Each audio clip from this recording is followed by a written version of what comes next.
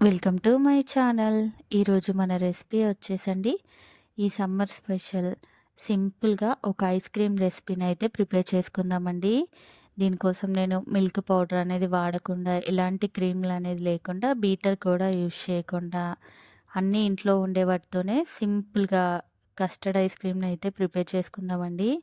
ఇది టేస్ట్ అనేది కూడా చాలా బావుంటుందండి. స్మూత్‌గా ఉంటుంది, క్రీమీగా.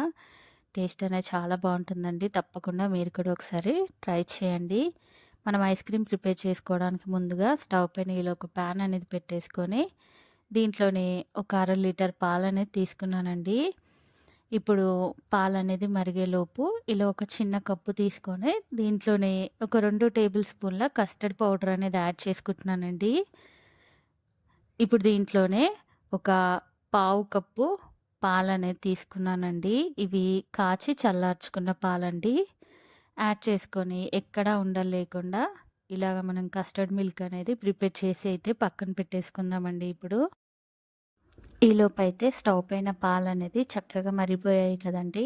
ఇప్పుడు దీంట్లోనే మన స్వీట్‌కి తగ్గట్టుగా మనము ఎంత స్వీట్ అయితే ఇష్టపడతామో అంత షుగర్ అనేది యాడ్ చేసుకుందామండి. నేనైతే ఒక 5 టేబుల్ స్పూన్ షుగర్ అనేది యాడ్ చేసుకున్నానండి.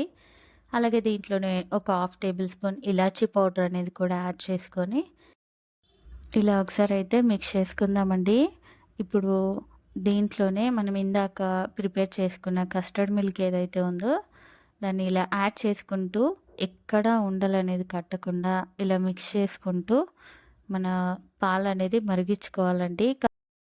చూడండి, కస్టర్డ్ మిల్క్ యాడ్ చేయంగానే మన పాలనేది దగ్గర పడిపోయాయి కదండీ! ఇప్పుడు దీంట్లోనే సన్నగా తరుక్కున్న డ్రై ఫ్రూట్స్ ముక్కలనేది ఒక 2 టేబుల్ స్పూన్లు యాడ్ చేసుకున్నానండి. ఇలా యాడ్ చేసుకున్నాక దీన్ని ఒక 2 నిమిషాల పాటు మరిగించుకొని స్టవ్ అయితే ఆఫ్ చేసుకుందామండి. మన మిశ్రమం అనేది చూడండి చక్కగా దగ్గర పడిపోయింది కదండీ! ఇప్పుడైతే స్టవ్ ఆఫ్ చేసి తీసుకుందామండి. ఇప్పుడు దీన్ని పూర్తిగా ఇలా మిక్స్ చేసుకుంటూనే చల్లార్చుకోవాలండి. ఇలా పూర్తిగా చల్లారిపోయిన ఈ మిశ్రమంని మనం ఐస్ క్రీమ్ మౌల్స్‌లో అయితే యాడ్ చేసుకుందామండి.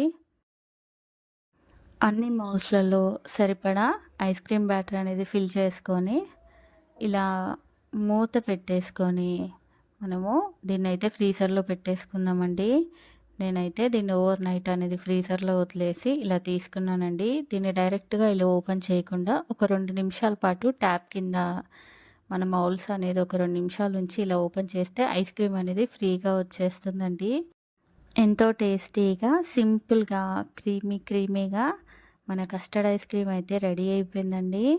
అన్నీ ఇంట్లో ఉండే వాటితో పిల్లలకి అప్పటికప్పుడు ఇలా ఐస్ క్రీమ్ అనేది ప్రిపేర్ చేసి పెట్టండి. చాలా ఇష్టంగా తింటారండి. ఈ రెసిపీ కనుక మీకు నచ్చినట్టయితే తప్పకుండా ట్రై చేసి నాకు కామెంట్స్ చేయండి. అలాగే ఈ వీడియో కనుక మీకు నచ్చినట్టయితే ప్లీజ్ లైక్ చేయండి. నా మరిన్ని వీడియోస్ కోసం ప్లీజ్ మన ఛానల్ని మర్చిపోకుండా సబ్స్క్రైబ్ చేయండి, షేర్ చేయండి. Thank you for watching the video.